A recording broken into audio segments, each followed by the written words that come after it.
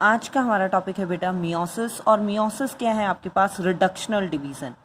जैसे mitosis equational था, वहाँ क्रोमोसोम का नंबर सेम रह रहा था। मियोसिस में क्या है? क्रोमोसोम नंबर गेट हाफ, जितना पेरेंट्स में था इनिशियल सेल में था उससे हाफ हो जाएगा यहाँ क्रोमोसोम का नंबर।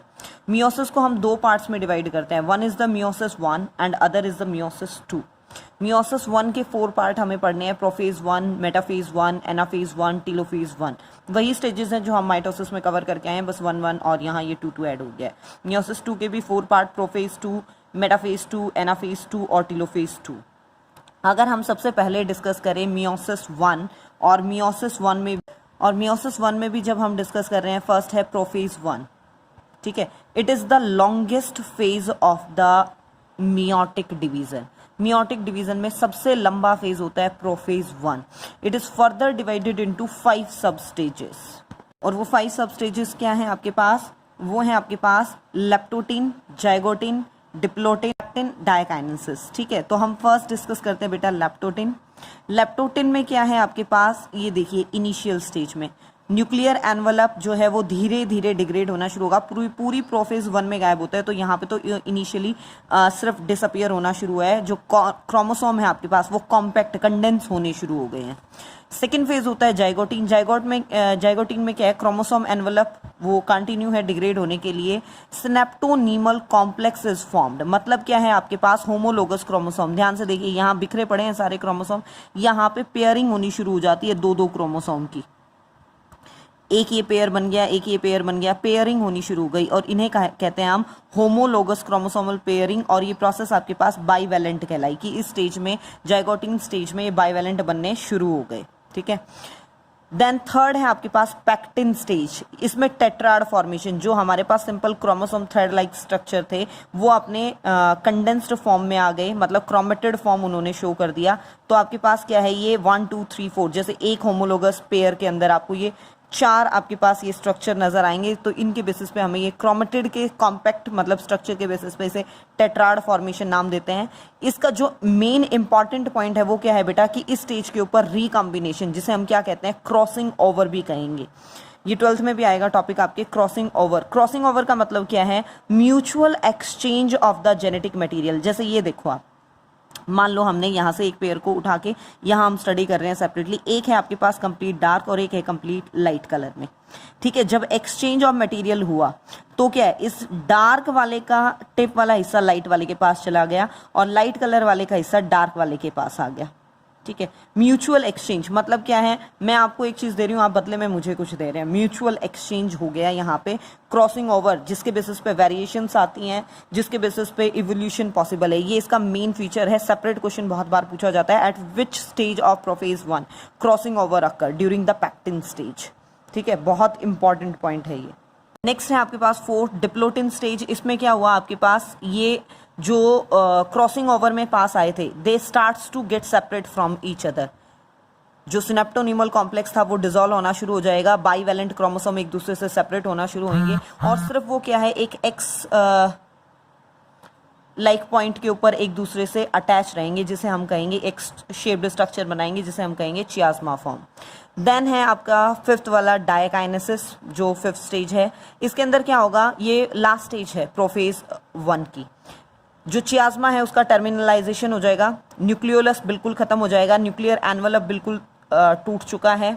ठीक है, देन सेकेंड स्टेज है, जिसे प्रोफेज 1 के बाद सेकेंड स्टेज है हमारी मेटाफेज 1। मेटाफेज 1 में क्या है? बाइवेलेंट क्रोमोसोम इक्वेटोरियल प्लेट के ऊपर आना शुरू होंगे। सिर्फ आपको ध्यान क्या रखना है? माइटोटिक डिवीजन में हमने माइटोटिक डिवीजन में दिखाया था जो माइटोसिस की थी उसमें इस टाइप से अरेंजमेंट की, 2 क्रोमेटिड एक साइड और 2 क्रोमेटिड एक साइड। यहां आपको दिखाना है बेटा इस टाइप से, पूरा का पूरा क्रोमोसोम उसके चारों क्रोमेटिड एक साथ हैं, मतलब हमें ये यू पेयरिंग दिखानी है। ठीक है, ये इस टाइप से आपको अरेंज दिखाने हैं। ये यहाँ पे क्या है? सेंट्रियोल के थ्रू, स्पिंडल फाइबर्स के थ्रू इक्वेटोरियल प्लेट पे आके अटैच हो गए। एनाफेज प्लेट फन 1 के अंदर क्या हुआ? पूरा का पूरा जो वो क्रोमेटिड वाला पार्ट था वो सेपरेट होना शुरू हो गया, होमोलोगस क्रोमोसोम सेपरेट हो गए, जबकि जो सिस्टर क्रोमेटिड्स हैं वो सेंट्रोमियर पॉइंट से एक दूसरे से अटैच रहते हैं। देन टीलोफेज 1, टीलोफेज 1 में क्या हुआ, न्यूक्लियर मेम्ब्रेन पूरा का पूरा क्रोमोसोम सेपरेट हो गया एक पॉइंट के ऊपर, और वहां पे क्या है, न्यूक्लियर एनवलप दोबारा से बनना शुरू हो गया, न्यूक्लियोलस मतलब दोबारा से बनना शुरू हो गया। देन फाइनली क्या हुआ, साइटोकाइनेसिस, साइटोकाइनेसिस के रिजल्टेंट वही साइटोप्लाज्म का डिवीजन होगा, और फाइनली क्या है, एक से आपके पास 2 डॉटर सेल यहाँ आपको मिल गई, 2 डॉटर सेल वी गेट। लेकिन यहाँ आपको ध्यान क्या रखना है, यहाँ हमें सिर्फ कंप्लीट हुई है हमारी मियोसिस 1, यहाँ से शुरू होगी हमारी, इससे नेक्स्ट मियोसिस 2। मियोसिस 1 और मियोसिस 2 के बीच में जो गैप होता है बेटा, नॉर्मली बहुत कम गैप होता है, जो स्टेज बिटवीन 2 मियोटिक डिवीजन के बीच में, उसे नाम दे देते हैं हम इंटरकाइनेसिस। मियोसिस 2 में क्या हुआ आपके पास, वही 4 स्टेजेस, प्रोफेज सेकेंड, ये एग्जैक्टली आप माइटोसिस है, बस वहां हम सिंगल सेल के साथ शो कर रहे थे, यहाँ हम इन दोनों 2 डॉटर सेल थी, दोनों डॉटर सेल के साथ इसे अगला फेज शुरू करेंगे। वहां 1 से 2 बन गई थी और वहीं पे हमने फिनिश कर दिया था। यहाँ क्या है, nuclear membrane starts to disappear, ठीक है, क्रोमोसोम वो जो है आपके पास कॉम्पैक्ट होना शुरू हो गए, न्यूक्लियर एनवलप डिसअपियर होना शुरू हो गया, सेंट्रियोल बनना शुरू हो गए, स्पिंडल फाइबर्स हो गए।